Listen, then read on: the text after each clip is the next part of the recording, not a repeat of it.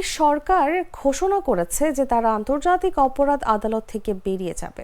দেশটির ওরবান সরকার এমন এক সময় এই ঘোষণা এলো যখন আন্তর্জাতিক অপরাধ আদালতের গ্রেফতারি পরোয়ানাভুক্ত ইসরায়েলি প্রধানমন্ত্রী বেঞ্জামিন নেতানিয়াহু হাঙ্গেরি সফরে রয়েছেন। হাঙ্গেরির প্রধানমন্ত্রী ভিক্টর ওরবান দীর্ঘদিন ধরে আইসিসির সমালোচনা করে আসছিলেন। তার মুখপাত্র গেরগেলি গুলিয়াস বৃহস্পতিবার ফেসবুক পোস্টে জানান, হাঙ্গেরি আন্তর্জাতিক অপরাধ আদালত থেকে বেরিয়ে যাচ্ছে।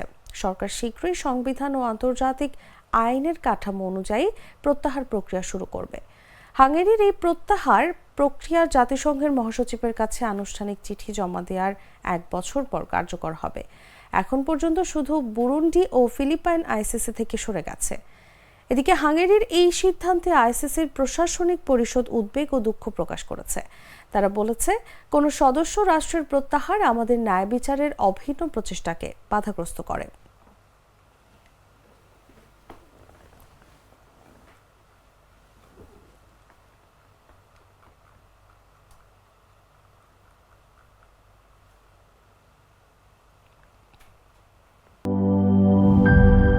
মাঠের অলরাউন্ডার আমি, আর ঘরের all rounder Tylox. Tylox toilet cleaner, clean মানেই টাইলক্স।